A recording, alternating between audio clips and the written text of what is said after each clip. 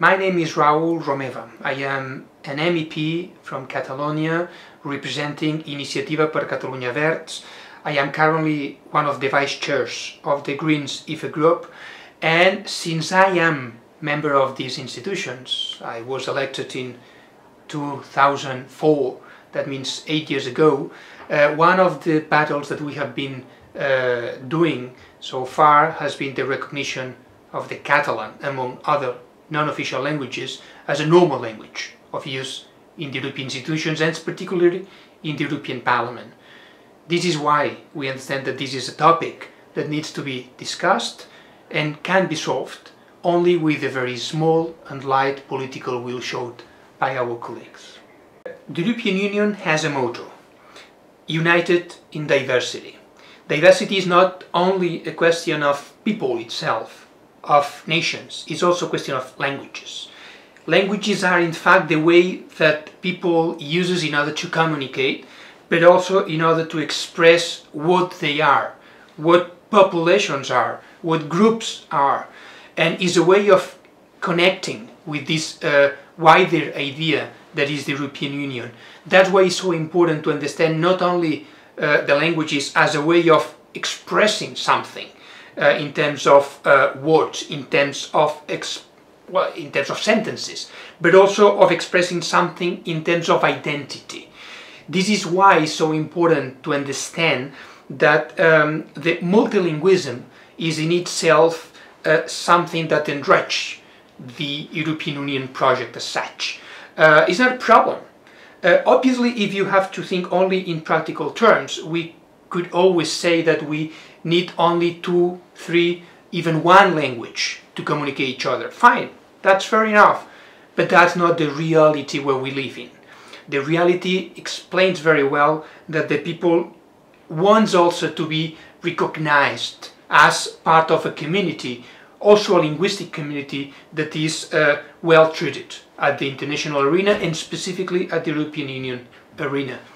This is why in the current circumstances we have a loophole, we have a problem in the sense that there are many languages in Europe that are spoken by thousands, millions of peoples that are not recognized as such in the European Union institutions. One of them is the Catalan, my own language, is spoken by 10 millions of people. The only problem that the Catalan has regarding other languages is that it's not spoken in one member state as a whole. It's spoken actually in a part of one member state, but if you take the linguistic domain of the Catalan, it's not only one member state, it's even 3 or 4 member states, which means that you cannot consider that the Catalan, I insist, spoken by 10 million of people is a minority language in Europe. If the Catalan domain would be a state in the European Union, the Catalan would be the 7th language spoken in the European Union area, which shows that we sometimes need to find solutions for concrete realities that are not taken into account in the institutions. It's true that some people, when they say that if this problem would be solved already at the at the state level, which means at the Spanish level, it would be easier at the European level to solve this.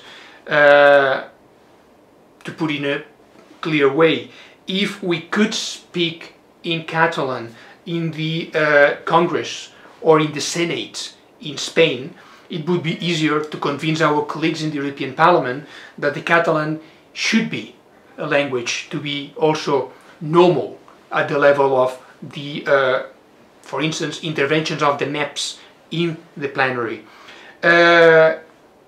It's true that this has to be solved as well at the Spanish level, but it's not necessarily true that this should be or is an impediment to solve this at the European level. For one reason, at the European Union level and specifically at the European Parliament level, we have the facilities, we have the mentality, we have the way of acting in a multilingual level, which allows very easily to simply increase the number of languages that are being, let's say, taught, spoken at the institution.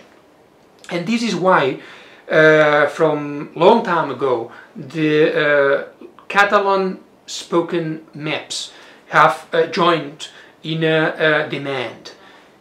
Simply the possibility of using the Catalan at the plenaries in a way of showing that this language, which I insist represents millions of people in Europe, is also taken into account into the European Union debates. This is why for us is such an important issue. We understand that economically, practically, is absolutely feasible, is not a problem at all in terms of facilities, is economically absolutely affordable because it costs almost nothing.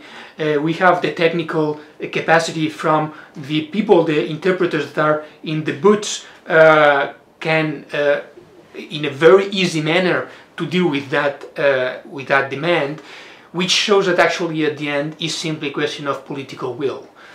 In a situation like the current one, when there is a lack of credibility for the European Union as a project, I understand that this would be a clear signal, a very positive signal of showing that Europe cares about people, because that's a way of showing that if the European Union recognizes the diversity of languages spoken in a normal way in the European Union member states, is a way of showing that the European Union is a project that includes all these linguistic communities.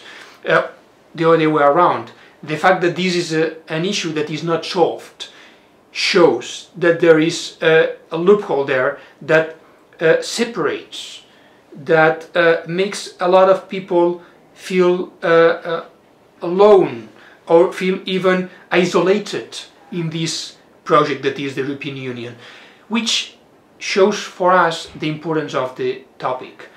That's why we always insist on that issue to be one important topic to discuss, and I hope that with the goodwill of everybody and understanding that we have now the tools to solve this, we could solve that in a very short-term period.